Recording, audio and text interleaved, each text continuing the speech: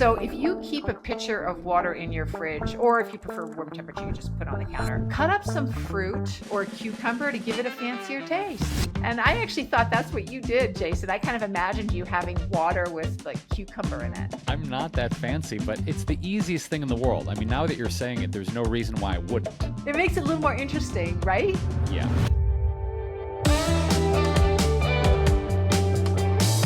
Hey everyone, it's Jason and Alexandra. We are back, diving into more topics that will inspire you to stay at the top of your game, physically, emotionally, even ethically, because we go there too. Today we're discussing whether gluten-free diets are important for health, how much water do we need to drink each day, is fasting a good way to detox, and well, much more, because we always get off on tangents, right, Jason? We do. The tangents have noble intentions, because we like to share with you, our dear listeners and watchers, the latest deep dives that we find through our studying, because Alexandra and I are students of the nutrition and wellness game, and also, of course, share anecdotes from our experience on our wellness journey. Yeah. Oh, and speaking of which, I'm going to follow up on a question that you and I had on the episode before last about how often Americans eat out. Did I answer that question? Did I out myself? I can't remember if I outed myself on how often I eat out. I may have. And if I haven't, then that may happen in this episode. Well, yes, we'll definitely share. But I think it was that you eat out because you enjoy the culinary experience. And then we discussed how a lot of people eat out because it's just faster and they don't want to cook. And so, not that one is better than the other or anything, but yeah, I found a lot of stats, and it's sort of hard with stats to know exactly what's going on, but we'll discuss it. But before we do go into that, and especially we're going to start off with gluten-free topics, we're going to start off with gluten-free diets. I wanted to ask you, Jason, I was Googling around, trying to understand what people are interested in learning, because I want to make sure that the topics that we choose to discuss are ones in which our audience is interested. So I Googled, and I actually used ChatGPT for the second time in my life, but Nice. I don't know if it's nice. I was a little uncomfortable. I went back to Googling. And by the way, when I Google, and this is probably moot, but I mean, for naught, and they have that AI option at the top, I always scroll past it because AI uses so much electricity, so much energy to get its answers that I don't want to use AI very much. But of course, now that I guess every time I Google, AI does the work. So it's moot that I'm scrolling past it, right? I think at this point I don't want to get off onto a tangent here, but I literally had a conversation last night with a good friend of mine. His name is Asa Raskin. He's the co-founder of the Center for Humane Technology. He's very focused on AI, not only the ethical and societal implications of it, but also how it's affecting climate change and energy usage. And we are on a trajectory where the people who are really masterminding AI and shuttling it forward into the integration in humanity, they're really not concerned about the climate impacts. So if we can somehow more mindfully use it, as you're espousing, I think, like many things, corporations are out to make money and dominate and control entire industries, and that is not their focus at this moment. Oh dear. Yeah, it's just to get it out there, I think. So yes, for folks who are a little confused by what we're saying, every time you do a search, and I didn't understand this for a long time, that takes energy.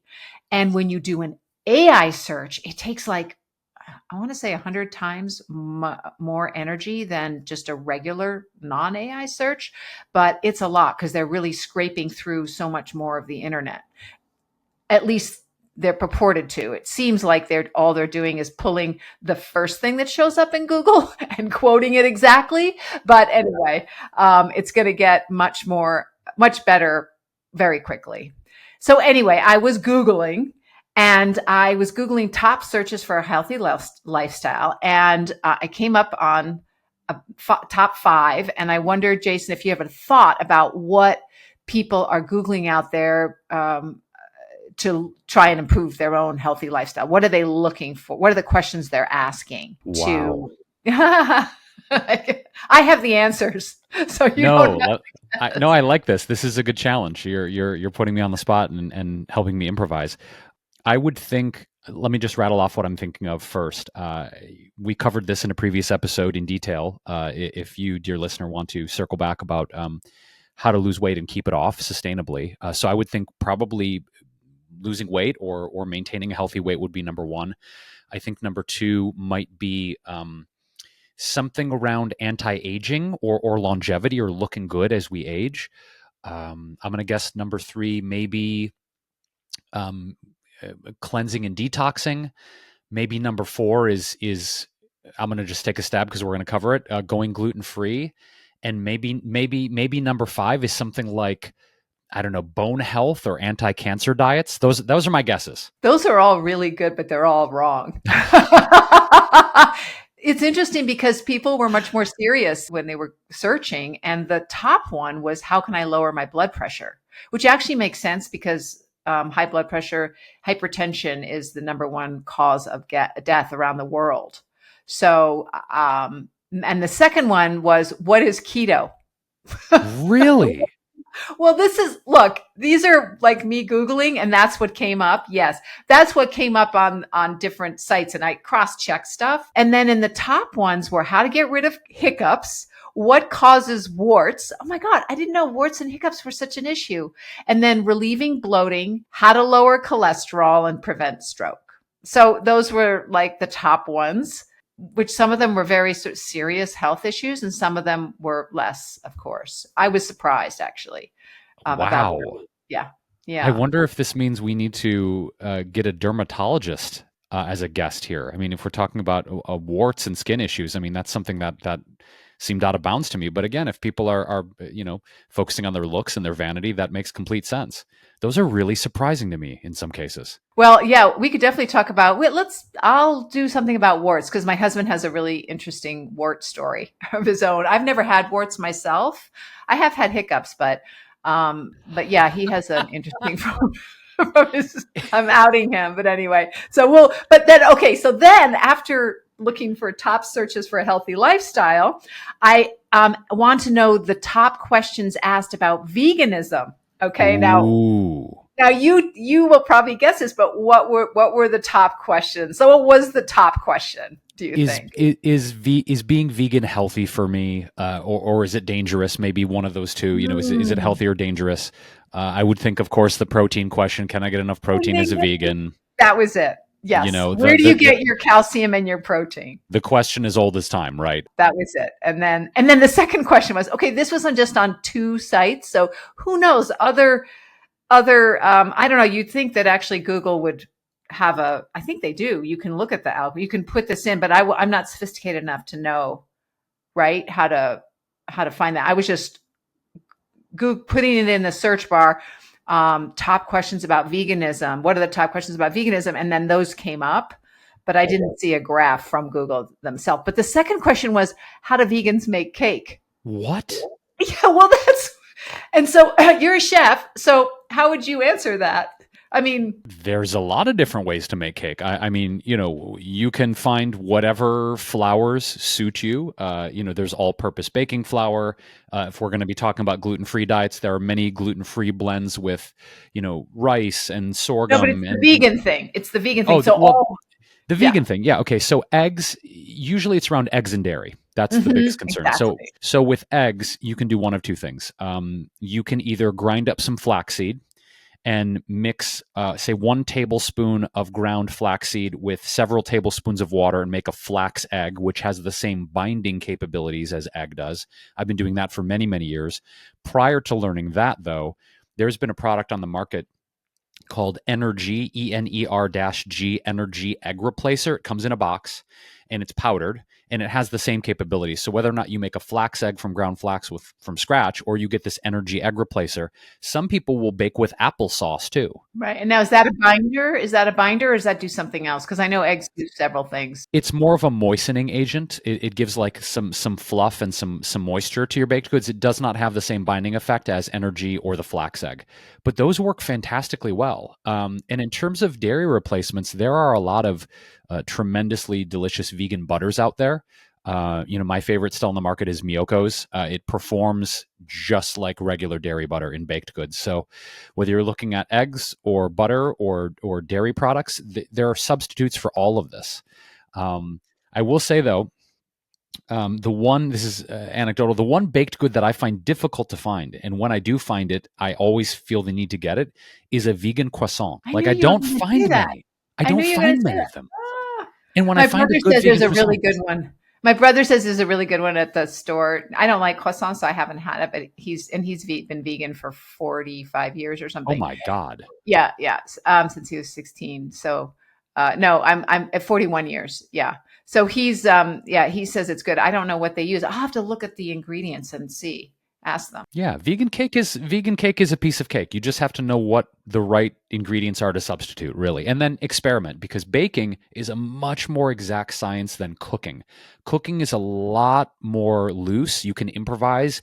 Baking is a very exacting thing. So, if you're going to go down this road, just make sure you give yourself some grace to maybe play around with ratios. Thank you. I knew you'd have great answers for that second question. Okay, now there's one more I did. I'm sorry, I just got into a rabbit hole. Another question that was asked about veganism is why are vegans called vegan? And this is just a bit of history. Are you familiar with this? Wasn't it started by a British man named Donald? I don't remember his last name in Oh, the I'm in the impressed. 50s or 60s. The Vegan Society of Britain, wasn't that the origin? Am I somewhere in the ballpark? You are Donald Watson. In 1944, though, he and his wife Dorothy, they had held this meeting with five other people who were vegetarians but also didn't do dairy. And they wanted to discuss their diets and lifestyles, but they didn't want to call themselves non-dairy vegetarians, right? So they talked about a lot of names they could call themselves, like um, dairy ban and what they'd call their lifestyle dairy ban or Vitan or Benevore. And then they decided on vegan because the word vegan is the first three letters of vegetarian and the first three and last two letters of vegetarian put together. And that was supposed to metaphorically mark the beginning and end of vegetarianism. I guess they felt very strongly about giving up dairy. And they had this newsletter, which only had 25 subscribers at that time. And in it, it was said how to pronounce it. It's vegan, not vegan, because if you look at it, it might be considered vegan from, soft G, but it's vegan, they said. So anyway, for them, it wasn't just a diet veganism. It was an ethical belief that animals shouldn't be exploited. Wow. So That's wild to yeah, think that term, that framework has only been around for 81 well, years. right, right, Wow. exactly, exactly. So anyway, that was my rabbit hole that I went into on the internet, and I think we got some good topics that we can cover in the future that people seem to be interested in, like cake. Like cake. Everybody loves cake. Well, I think speaking of cake, that's probably a good segue into our next segment, which is does ditching gluten or going on a gluten-free diet improve your health, and who is it appropriate for? This is something that I have played with personally in different capacities over many, many years. For me, I want to preface this by saying probably in 2005, so 20 years ago, I noticed that when I was eating a lot of things like baked goods or seitan, which is sort of a wheat meat that a lot of people use as a meat like protein substitute in the vegan diet, I noticed that I just was not feeling so good. My gut health wasn't feeling so awesome, and so for many many years, probably for close to a decade, I did a gluten free diet. I am not gluten free anymore. I've reintroduced gluten Okay, back so did into you my feel different though? when I reintroduced it. No, when you stopped it, you did it for 10 years. Did you feel different? I did feel different in the sense of my gut health felt better. I didn't go in and test for any of specific bacterial strains in my microbiome. I didn't go that far. It was strictly paying attention to how my body felt. I did feel better, and I went back to it um, a few years ago, probably 2015. So I was about 10 years on a gluten free and now 10 years with gluten back in. I do it in moderation though. And I always make sure that I'm choosing really, really high quality wheat, organic. If I can do glyphosate free, non-GMO. And I'll get into that because there's some interesting new research about glyphosate and the connection between glyphosate, which is an herbicide in Roundup, and potential connections to gut dysbiosis when it comes to gluten tolerance. But let's start at the top. So I feel like gluten-free diets have been this big thing. When I moved to LA 17 years ago, it was just kind of starting, and it just feels like it's been in the lexicon of the health industry and wellness seekers for a while now.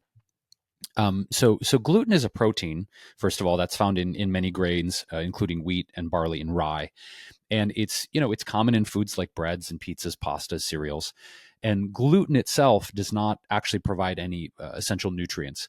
So people with celiac disease, which is a very sort of advanced immune reaction that gets triggered by eating gluten. So people with celiac disease will develop inflammation and damage in their intestinal tracts and other parts of their body when they eat foods that contain gluten.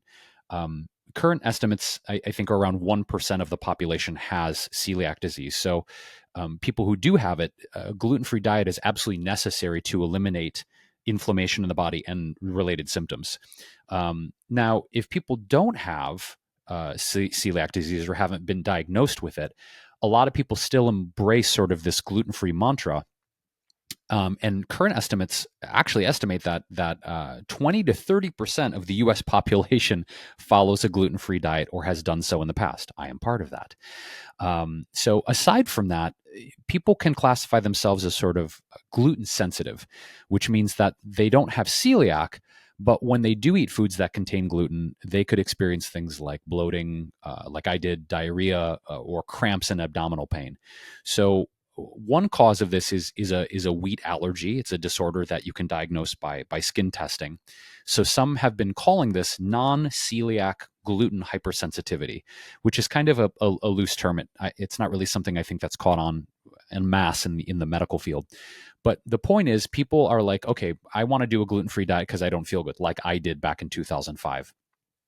They can go like, okay, maybe I feel inflamed, maybe I feel bloated, although there's really no evidence supporting the increased inflammation in the body for people who don't have celiac. So there's no actual research supporting that. A lot of people have done it because of marketing or celebrity endorsements or seeing their favorite athlete or entertainer going gluten-free.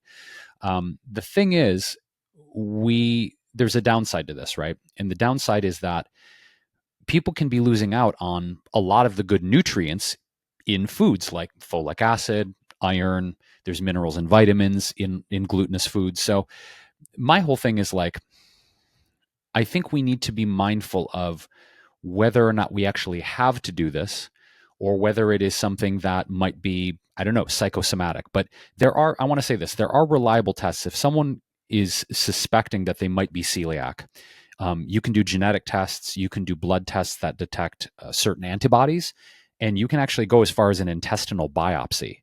So, there are other conditions that might be unrelated to gluten, like Crohn's disease, ulcers, irritable bowel syndrome. So if you, dear listener, dear watcher, have noticed that there are symptoms that come up when you do consume gluten and you're concerned, if you want to take it that far to see if you have something like celiac, you really need to go and get tested for it. So I'm curious, I want to throw that back at you, Alexandra. What is your experience with a gluten-free diet? Have you followed it?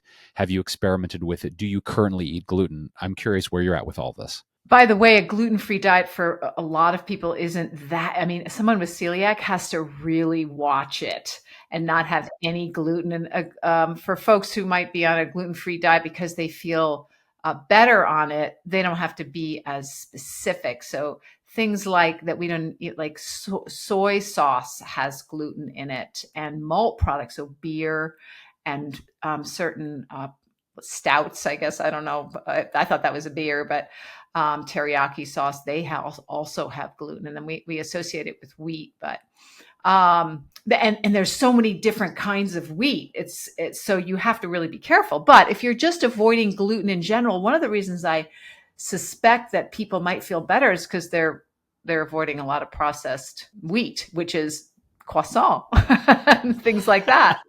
Although interestingly, if you go to Europe, they don't have nearly as much gluten in their wheat as we do because they use something called a soft wheat for most of their breads and such, and we use a hard red wheat, which has a lot of protein in it. And actually, we've put even more protein in it, which means we've put even more gluten.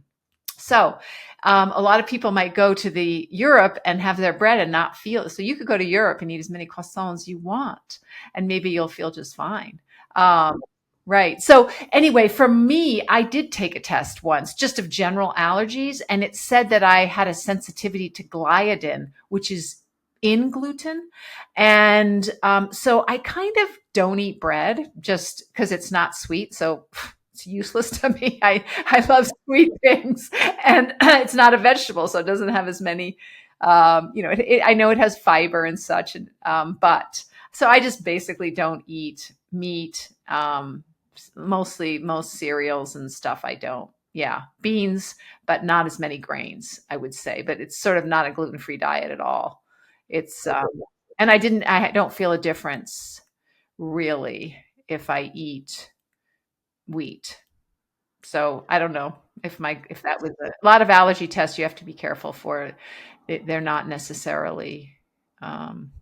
It told me also that I was allergic or sensitive to carrots, and I eat a ton of carrots, and I feel fine. Yeah, I want to dive into a little bit of a couple other factors that there's been some studies around. One is the way that wheat and grains are stored, and in a lot of commercial processing, wheat and other grains are generally stored sometimes in giant silos, right? They process the wheat, they store it in these giant silos, and depending on how it's kept and how clean the silos are, you can actually have mycotoxin growth on the wheat, which there's some people that say it's might not be the actual gluten or increased gluten. It could be the mycotoxins that are growing on the wheat because of how it's stored. It's sometimes kept in these silos for months at a time, which, depending on the dampness and the conditions, can invite these mycotoxins to grow, which can have an effect on our immune systems and increase inflammation.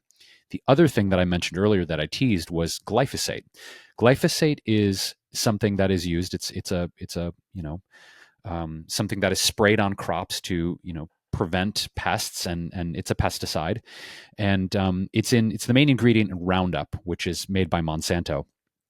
And there's a scientific review that we'll link to in the show notes that identifies glyphosate as a possible cause in the global rise in wheat and gluten intolerance. And there are several authors of this that wanted to see if these clinical trials showed that gluten from wheat might not be the only thing responsible for causing these symptoms in healthy individuals, suggesting that something else, a la glyphosate, is inducing these reactions in the body. So, while there's no GM glyphosate tolerant wheat commercially planted in North America, glyphosate-based herbicides are often sprayed on non-GMO wheat pre-harvest to desiccate it, to dry it down. So just really quickly, glyphosate works as a weed killer by inhibiting a pathway that is exclusive to plants and bacteria, but not found in mammals, including humans. So for this reason, glyphosate was historically claimed to be non-toxic to mammalian species, but we know that's not true now. So our guts are full of friendly bacteria that help us digest food and function as part of our healthy immune system. So the researchers were thinking, okay, could glyphosate impact this gut bacteria, causing dysbiosis? And dysbiosis means that there's an unhealthy imbalance in our bacterial populations in our gut. So in these tests that they ran, they found that dysbiosis effects found reducing populations of a type of gut bacterium called Rothia. And Rothia species have been identified as playing a pretty critical role in the degradation of gluten and may play a role in the prevention of celiac disease. So in this, they found that exposure to glyphosate in commercial preparation at doses previously deemed safe for human health, previously deemed, may have profound effects on microbiome development and may be an environmental trigger in the development of celiac disease. This is really interesting. So this is a really, again, very, very detailed overview. We'll link to it in the show notes. But it's really interesting to think about how much herbicides have increased, in the last few decades. And I've always wondered this because if we go back to the sort of European side of things, as you mentioned, Alexandra, when I've gone to Europe and I've eaten gluten, in particular, organic gluten, glutinous products like pasta. I remember the first time I went to Italy, I did not feel the bloating and the negative effects in my body when I have eaten glutinous products that come from Europe. Now, we know that Europe has more stringent standards around food standards there. They're not as loosey-goosey, let's say, as the US in terms of herbicides and pesticides and GMO. They have a lot stricter regulations. So again, there's not massively conclusive evidence yet about glyphosate being tied to celiac or gluten intolerance, but there's promising research out there, and it's going to be interesting to see where this goes. Yeah, and there's quite Mexico is started, I think, to phase out glyphosate 2 years ago, and Austria did in 2019, and Europe is started last year to phase it out. So clearly there are effects, and the microbiome is such a sensor. I'm not surprised at all that it would be, affected by glyphosate. Yeah, I like geeking out knowing that the researchers have identified this very specific strain of gut bacteria, the Raffia that I mentioned, that could be the thing that is responsible for the dysbiosis itself. So I love that they're getting granular with it, and I'm excited to see if more research is done going down this road. One question for you before we move on is, what would be your conclusion in terms of if someone said, should I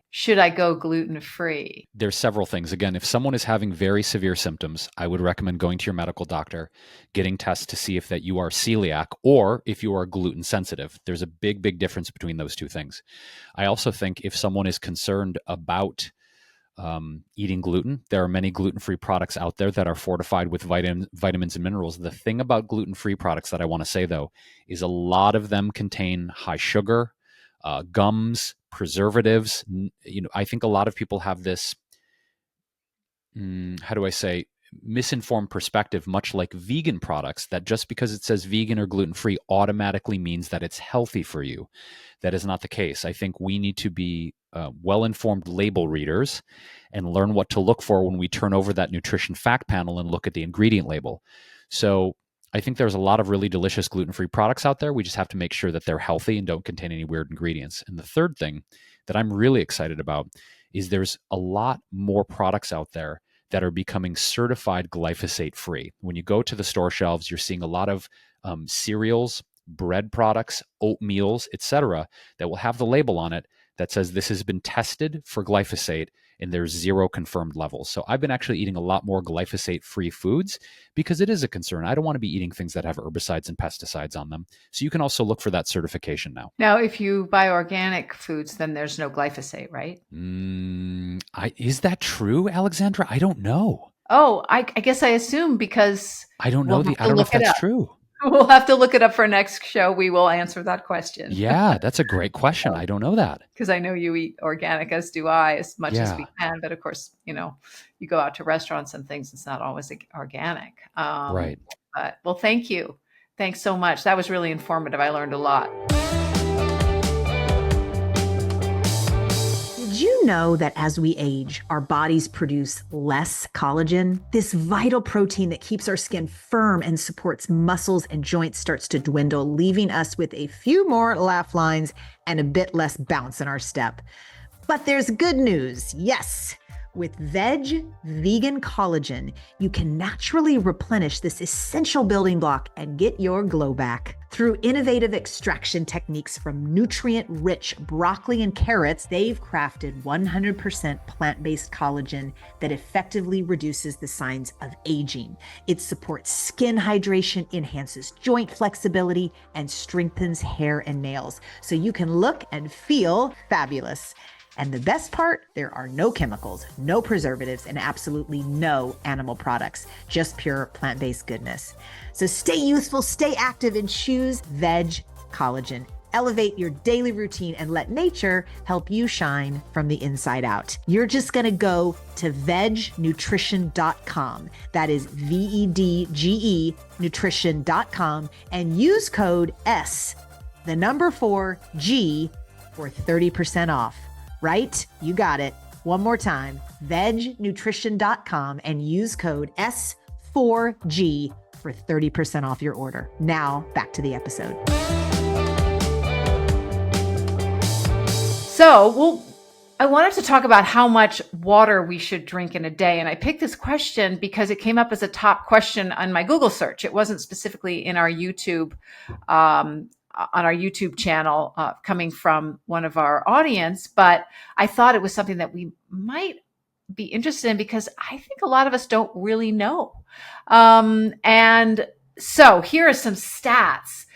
The U.S. National Academies of Science, Engineering, and Medicine says that men need 15 and a half cups of water.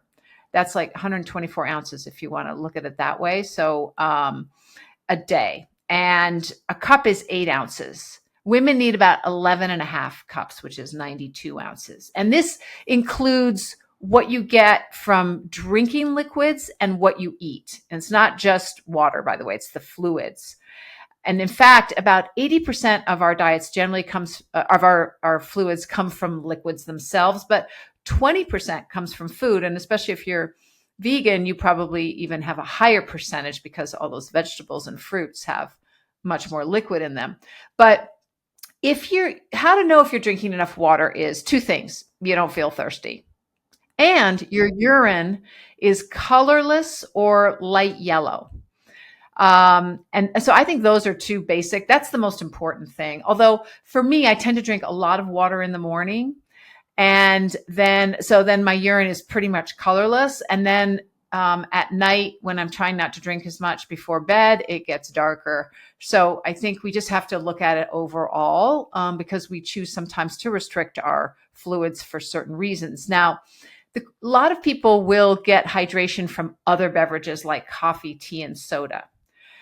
And these are dehydrating, but they can be counted as fluids. So you don't have to drink 92 ounces of water. If you're a woman, you can maybe include your tea or coffee or soda. I'm not as crazy about because soda is unhealthy, and flavored waters and stuff. But I know a lot of people, and do you know people, Jason, who don't like water? They say, I don't like the taste, which I think is hilarious because there is no taste. What I find is it's not so much that they don't like the taste. The people I talk to find that it's boring, that it is just a boring thing to do. And I'll self-admittedly, I'll out myself right now. I am that person. I think probably my biggest health challenge is drinking enough water. I get into my day, I forget to do it. I'm a grazer. I'll snack throughout the day, and I'll eat things like apples and cucumbers and things that have water in them into the actual cell walls of the food. But I like even now as you're mentioning, I could feel myself going, oh my gosh, I think I've only drank one glass of water. It's almost 2:00 p.m. and I'm only one glass deep. Okay, so then, but do you drink other things like tea or coffee? I will do a smoothie in the morning, or I'll do my morning tonic that I mentioned in previous episodes. Yeah. Or as an example, right now, instead of water, I'm drinking a vegan protein shake. So I do consume liquids throughout the day, but I always wonder if that's cheating, if that's not enough, if I should just be drinking regular water. It's a thing that is ever persistent in my mind.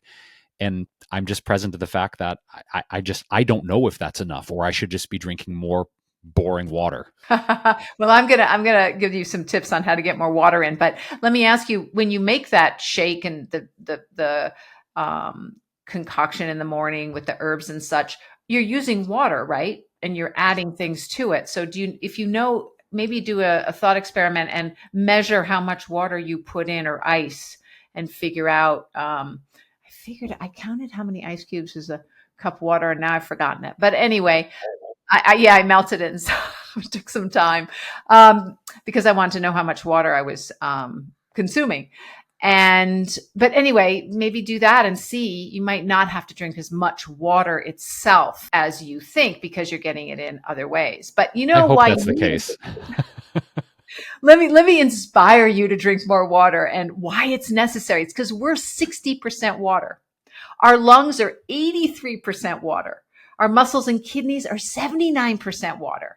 The brain and the heart are 73% water, and the skin is 64% water. And even bones have water in them. They're watery. They're 31% water. Isn't that wild? That is. So And actually, I've been told I have osteoarthritis in my left knee, and I've been told that drinking more water would help. And I kind of was like, I don't get that. How is that? But now I kind of get it. Maybe they're right, and I should even drink more water. It helps with digestion. So if you're eating that croissant, it will help you with your digestion. You're more apt to be constipated if you're dehydrated.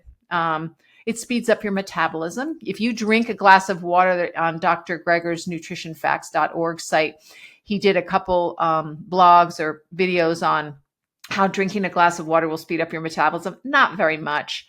It's not a diet, but it's kind of, if it's a little boost to get you to drink a glass when you wake up in the morning, that, hey, let's do it.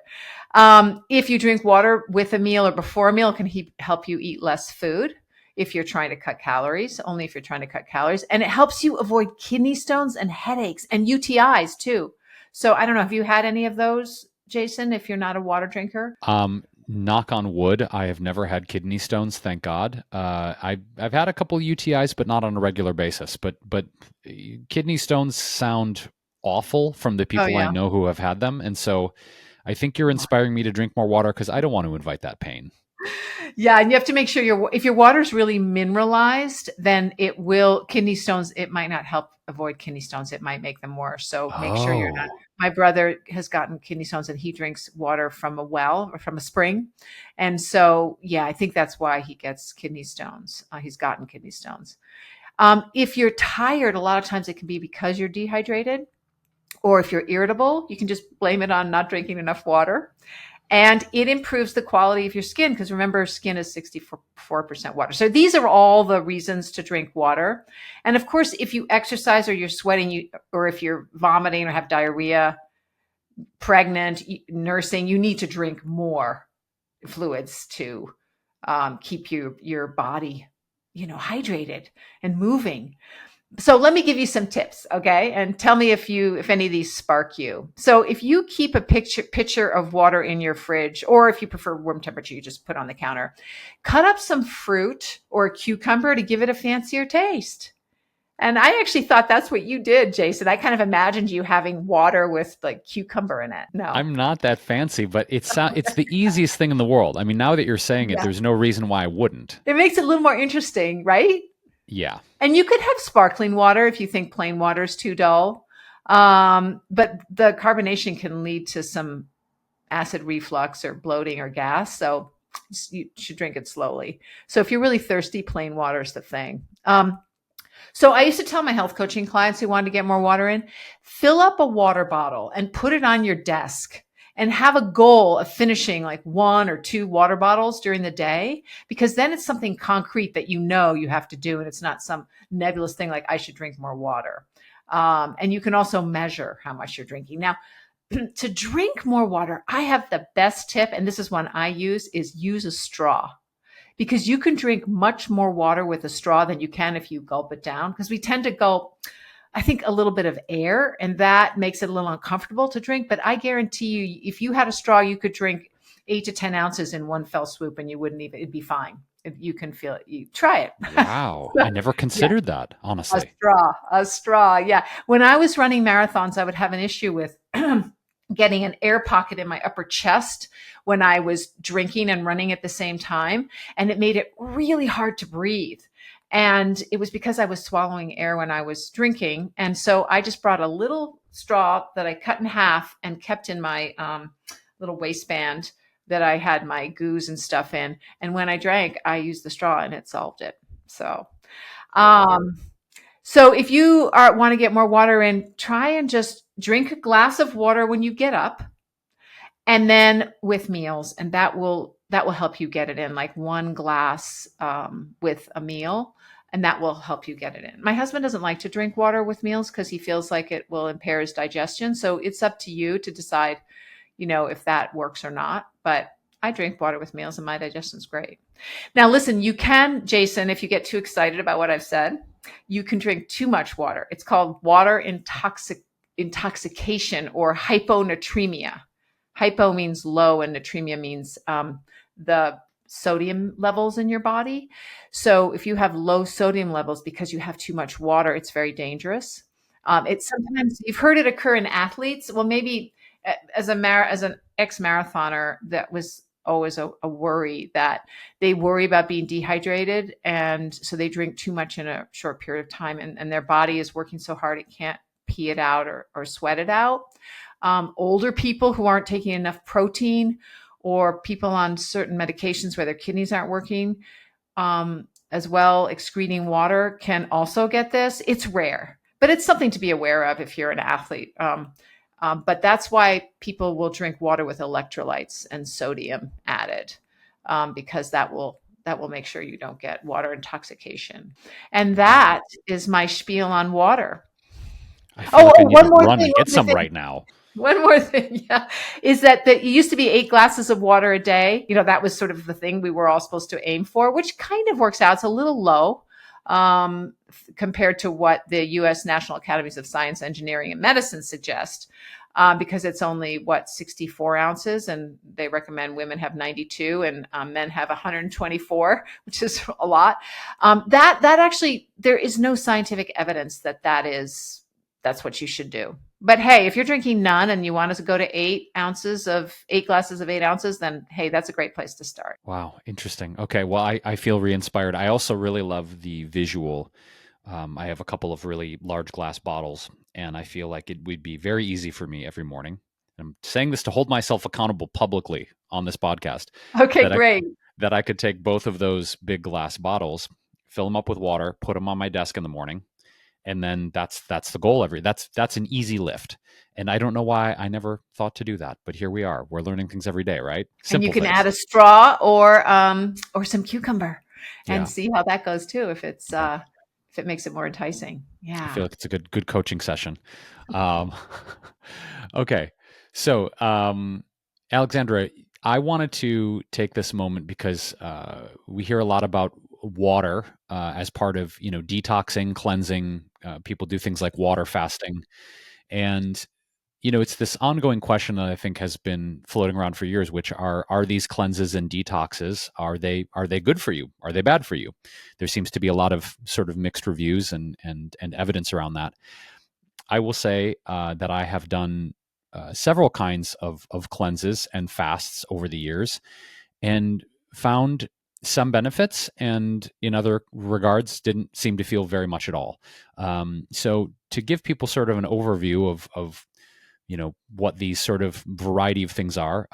Detox or cleansing protocols have been suggested to remove toxins from the body, or lose weight, or promote overall health, or autophagy, which is this big thing in fasting and detox, is where we have these zombie cells called senescent cells, where when we fast, purportedly, the body will start to eat away and consume these zombie cells through a process called autophagy. But when we look at detoxification, they can include things like fasting. They can include, juice fasting or juice cleansing, only eating certain foods. Years ago, there was the master cleanse, which was a combination of the water, the lemon, the maple syrup, and the cayenne. There can be cleanses that use certain cleansing herbs or dietary supplements. There are a category of colon cleansing, like enemas, laxatives, colonic hydrotherapy, which I've done a lot of actually, and also using a sauna, in particular far infrared saunas. I can say I've done all of those things.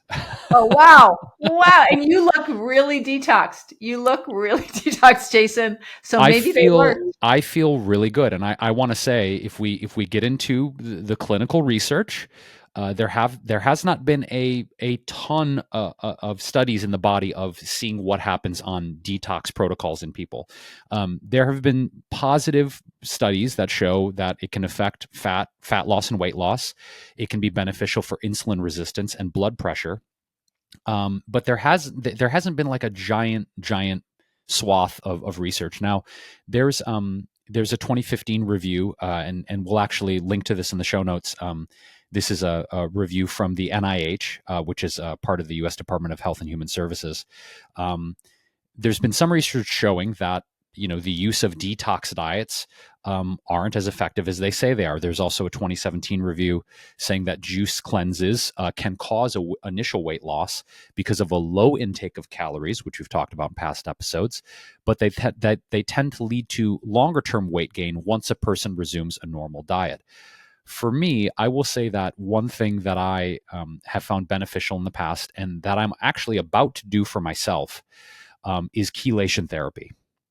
So chelation therapy is a cleansing protocol specifically that uses detoxification protocols and foods to remove certain toxic heavy metals from the body. So with that, the thing that I found effective and that I'm about to do, because I mentioned that I had some exposure in the LA wildfires last month, I actually have a heavy metal testing kit coming to my house in about a week that I'm going to do. Which involves urine and stool analysis. Now, if I find that I have high levels of lead or mercury or things in there, I'm going to use specific detox protocols. One thing that I found beneficial in the past, which there is a body of research to show it can be effective, are things like cilantro, chlorophyll, and chlorella, which have the ability to bind to certain heavy metals. Then, with hydration, with enough fiber, things like that, we can flush them out of the body. But the thing is, if our body's not binding to the heavy metals, we have a difficult time flushing them out through the skin or through the bowels. So for me, I'm going to be doing a combination. If I do have positive results from this heavy metal test, is cilantro, chlorella, chlorophyll, tons of water, a lot more fiber in my diet, and then combining that with far infrared sauna therapy, which has been shown to remove toxins through the skin. We sweat it out through the skin and can eliminate it that way. So when we look at these detox protocols, we know that the human body has a natural ability to detox through the skin, through the bowels. That's already there. But for me specifically, with heavy metals, I want to go that extra step to bind and chelate and help remove them, because from what I've seen in my deep dive, it doesn't seem like our natural detoxification pathways are enough when it comes to heavy metal overload. So I'm going to see, and I'll report back with my findings. But again, there hasn't been a giant body of research showing that, yeah, detox, whether it's coffee enemas or colonics, et cetera, have a long-term effect. They talk about caloric restriction leading to dangerous side effects. So again, if we're looking at sort of the clinical research, there's not a ton out there. I realize I'm talking a lot about my anecdotal evidence. But again, we got to go back to, if you're eating a lot of fiber, that can help improve the excretion of toxins in the body. If you're hydrating, that is also fantastic.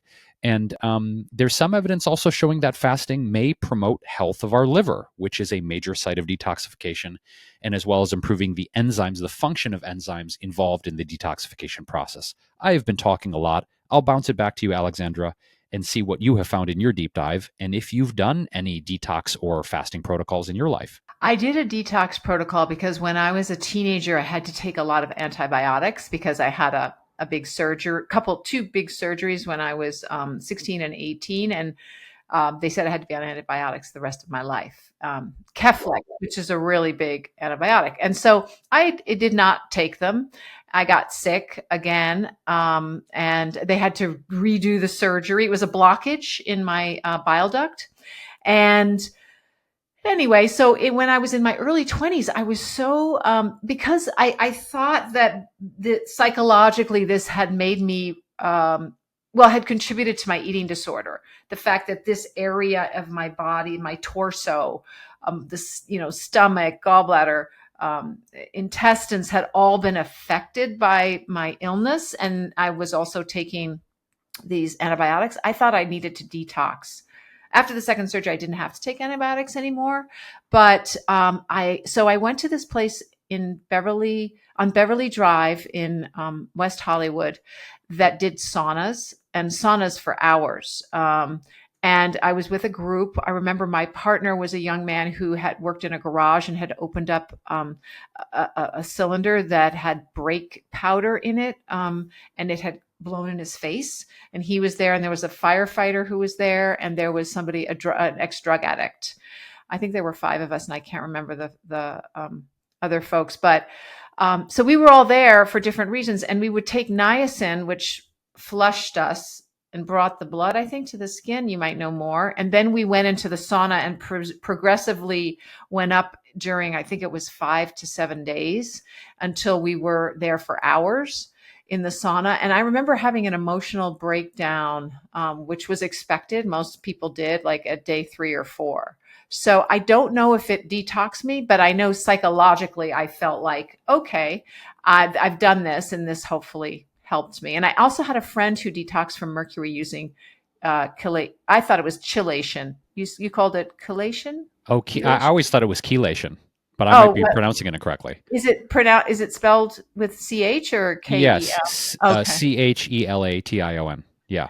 So that kind of therapy, she had it done because she had too much mercury. She'd been eating too much fish, Yeah. and so she did it through a doctor, and it worked. It worked. So they inject you with something called EDTA, and it sticks, like you said, to minerals and metals, like mercury and lead, and then it allows the metals to leave the body. But also, it can allow minerals to leave the body, and so you have to be careful that your calcium levels don't get too low. So just FYI. Yeah, and if we go back to foods and supplements, piggybacking on these foods that benefit chelation therapy, there's also a body of research that shows that cruciferous vegetables, which include broccoli, kale, cauliflower, Brussels sprouts, can also enhance the body's natural detoxification process, as does a supplement in this research called NAC, which stands for N-acetylcysteine. So it's interesting, you go down this road of all these detox products that are on the market, and there's some research supporting saying, yes, these foods and these supplements are effective.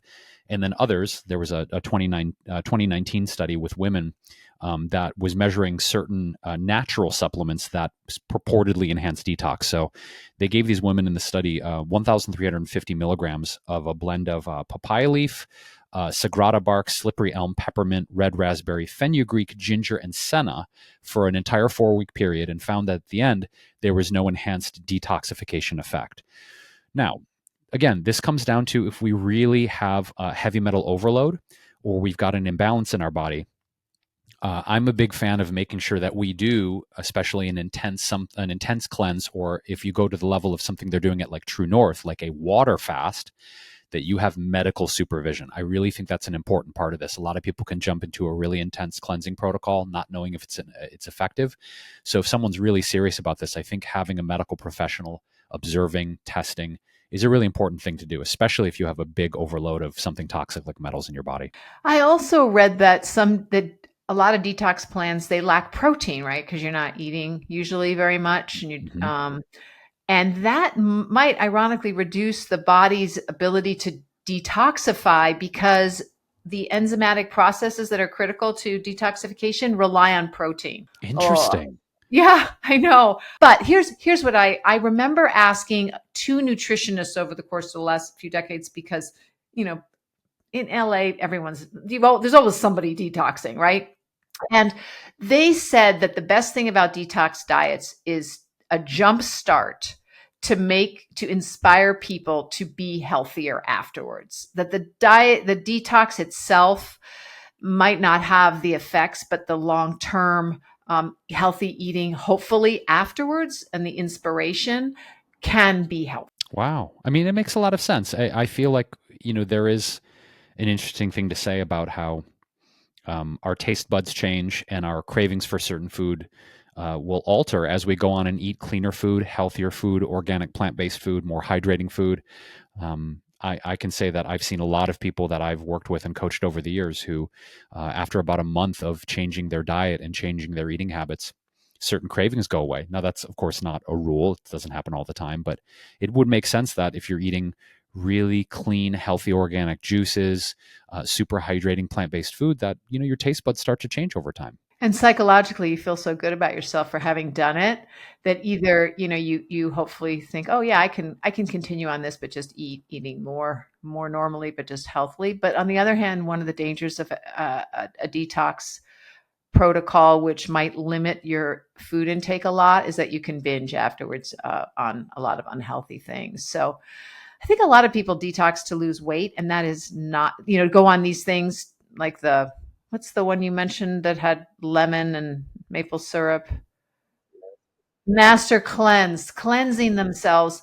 Um, I don't think that's a great weight loss in itself because you can lose a lot of muscle during that time, and we don't want that, as we talked about last week. But um, it can be a jump start, yeah, for you to ditch the pizza and the meat and the dairy and start eating more healthily. Yeah, and I think we're going to have more information on this, as I mentioned, because I have my heavy metal testing kit coming to the house. I have a good friend who's a clinical nutritionist who ordered it for me, and she's going to help me analyze the results and see what's going on. So in an upcoming episode, I will have an update on my test results from that and whatever protocols I'm going to implement if I do need to start chelation therapy. But as I mentioned in the past, I've done it successfully and felt good on it. But with the wildfires, I just want to take all the extra protocols I can. So, dear listener, we'll have some updates in the future on my health journey with all of that, and maybe give you some good information that's useful for your health journey as well. Oh, that's I'm excited. I hope that you don't have any high levels of anything bad, but I want to hear about your journey. Yes, definitely. And speaking of eating or not eating, though, we a few weeks ago, I think the question came up how often Americans eat out each week, and Right. I didn't know.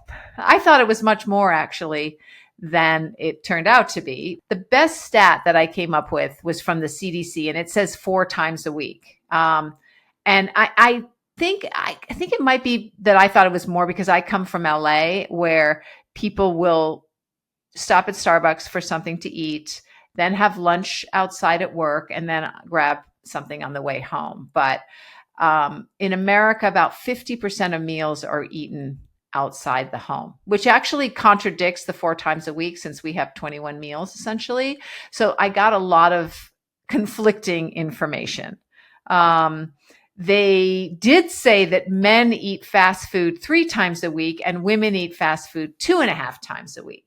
How often do you eat fast food, Jason? I can't even remember the last. Wait, no, no, no. I can remember the last time. Oh, The last time that I had a fast food meal was at the end of 2022. I was on a short road trip with a group of friends to Ojai to go to the hot springs in Ojai, and they wanted to stop for a Beyond Burger at Carl's Jr. And I was like, okay, I'll have a bite of the Beyond Burger. So the woman I was with, who actually is my partner at the time, she's my partner now. At the time, we had just started dating. She's like, yeah, I want a Beyond Burger.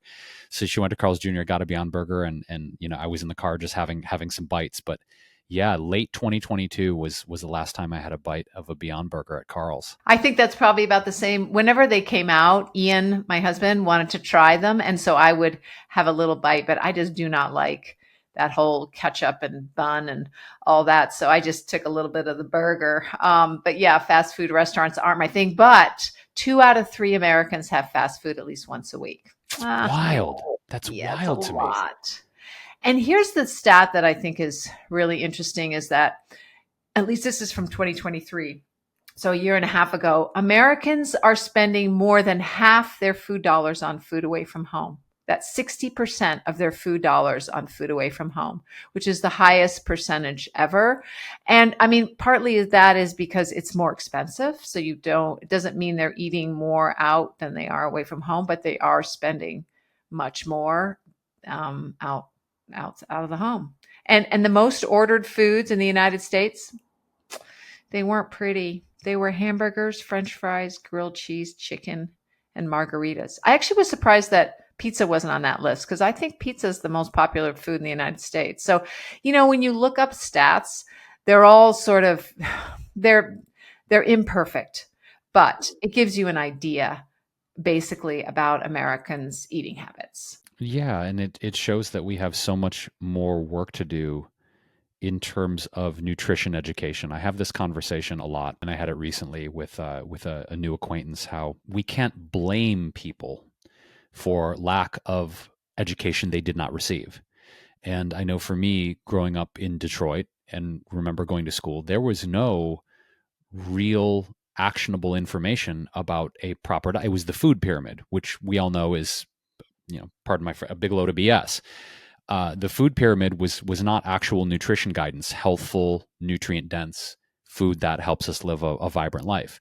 So when I think about what you're relaying, Alexandra, and not only the frequency in which people eat out, but the foods that they're consuming when they do go eat, it shows me we have just so much work to do to educate people and inspire them to make moves to start eating healthier. And it's difficult because there's tradition, there's emotions involved with food, as we've talked about in the past, with using food as an emotional crutch. There's things that bind us to family and make us feel connected to the people around us, right? There's that inclusionary aspect of wanting to eat the same foods as our peers.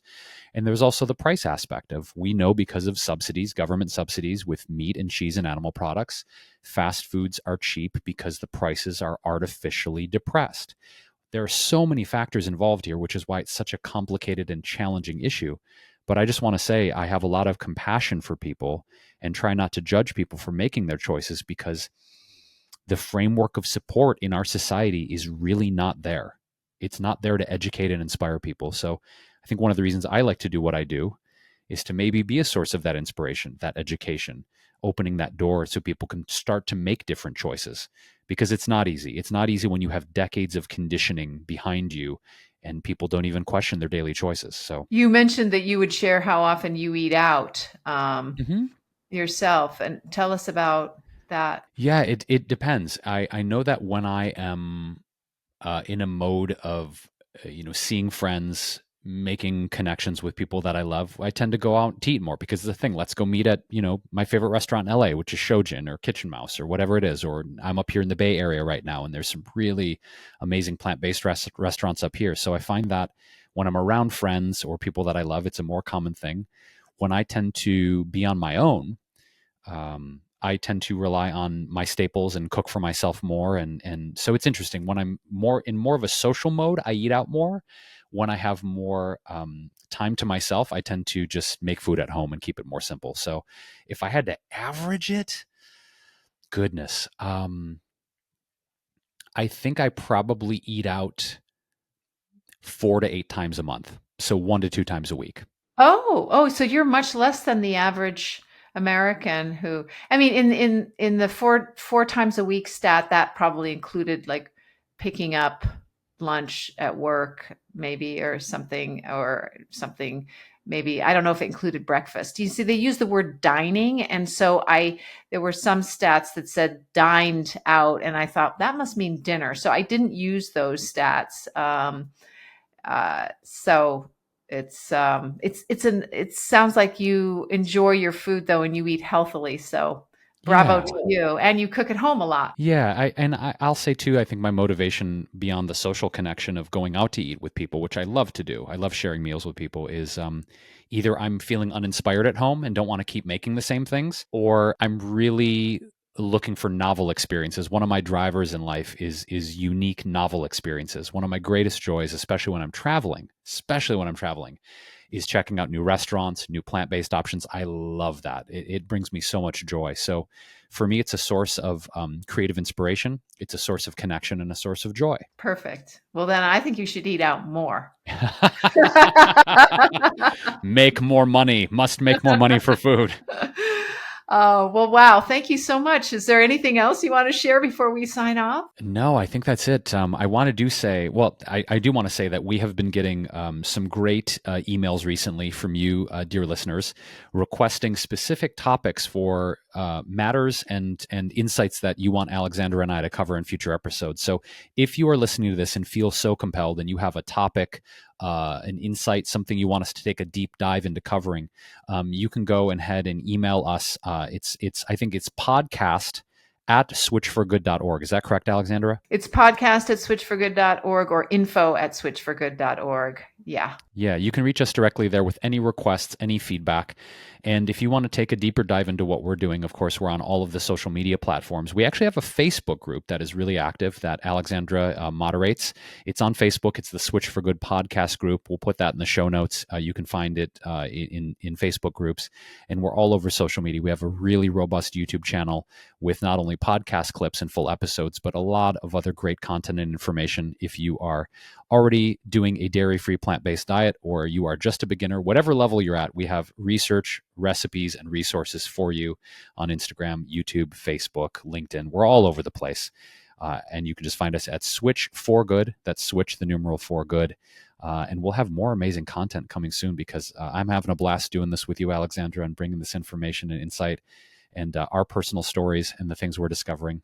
And hopefully you're finding benefit from it too, dear listener. So until next time, Alexandra, it's always a pleasure being here with you. And we'll be back again soon next week with another episode of the Switch for Good podcast. Yay.